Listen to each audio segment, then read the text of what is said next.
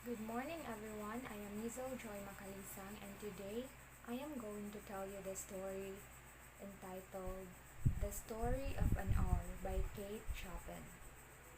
Knowing that Mrs. Mallard was afflicted with a heart trouble, great care was taken to break to her as gently as possible the news of her husband's death. It was her sister Josephine who told her in broken sentences, veiled hints that revealed in half concealing. Her husband's friend Richards was there too, near her. It was he who had been in the newspaper office when intelligence of the railroad disaster was received, with Brentley Mallard's name leading the list of killed. He had only taken the time to assure himself of its truth by a second telegram, and has hastened to forestall any less careful, less tender friend in bearing the sad message. She did not hear the story as many women have heard the same, with a paralyzed inability to accept its significance. She wept at once with sudden wild abandonment in her sister's arms. When the storm of grief had spent itself, she went away to her room alone. She would have no one follow her. There stood facing the window open a comfortable, roomy armchair. Into this she sank, pressed down by a physical exhaustion that haunted her body and seemed to reach into her soul. She could see in the open square before her house the tops of trees that were all aquiver with a new spring life. The delicious breath of rain was in the air. In the street below a peddler was crying his wares. The note of a distant song which someone was singing reached her faintly, and countless sparrows were twittering in the eaves. There were patches of blue sky showing here and there through the clouds that had met and piled one above the other in the west facing her window. She sat with her head thrown back upon the cushion of the chair, quite motionless except when a sob came up into her throat and shook her. As a child who had cried itself to sleep continues to sob in its dreams. She was too young, with a fair, calm face whose lines bespoke repression and even a certain strength. But now there was a dull stare in her eyes, whose gaze was fixed away off yonder on one of those patches of blue sky. It was not a glance of reflection, but rather indicated suspension of intelligent thought. There was something coming to her and she was waiting for it fearfully. What was it? She did not know. It was too subtle and elusive to name, but she felt it, creeping out of the sky, reaching toward her through the sounds, the scents, the color that filled the air. Now her bosom rose and fell tumultuously.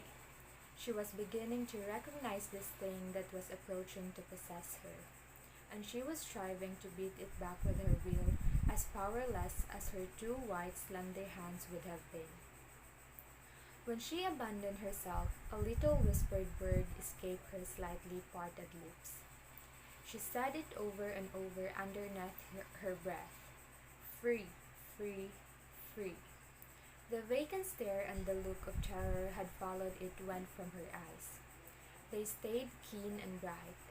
Her pulses beat fast, and the coursing blood warmed and relaxed every inch of her body. She did not stop to ask if it were or were not a monstrous joy that held her. A clear and exalted perception enabled her to dismiss the suggestion as trivial. She knew that she would weep again when she saw the kind, tender hands folded in death, the face that had never looked save with love upon her, fixed, gray, and dead. But she saw beyond that bitter moment a long procession of years to come that would belong to her absolutely, and she opened and spread her arms out to them in welcome. There would be no one to live for her during those coming years. She would live for herself. There would be no powerful would bending hers in that blind persistence with which men and women believe they have a right to impose a private will upon a fellow creature.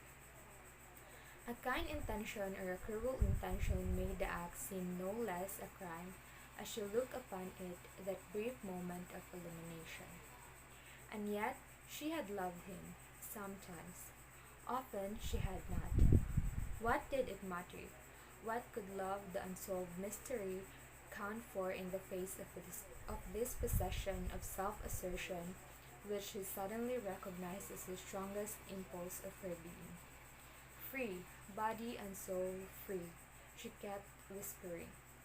Josephine was kneeling before the closed door with her lips to the keyhole, imploring for admission. Louis opened the door. I beg, open the door. You will make yourself ill. What are you doing, Louis? For heaven's sake, open the door. Go away, I'm not making myself ill.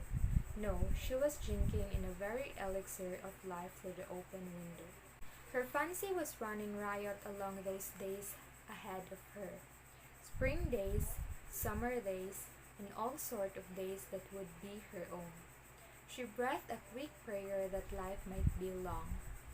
It was only yesterday she had thought with a shudder that life might be long.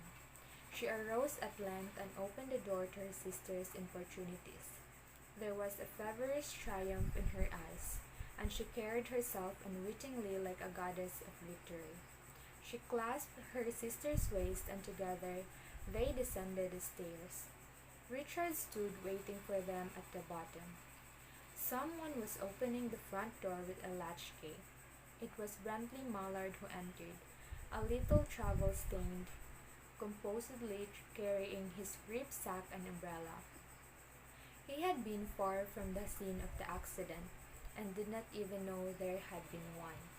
He stood amazed as Josephine's piercing cry, at Richard's quick motion to screen him from the view of his wife. But Richard's was too late. When the doctors came, they said she had died of heart disease, of joy that kills. And that was the end of the story of an hour.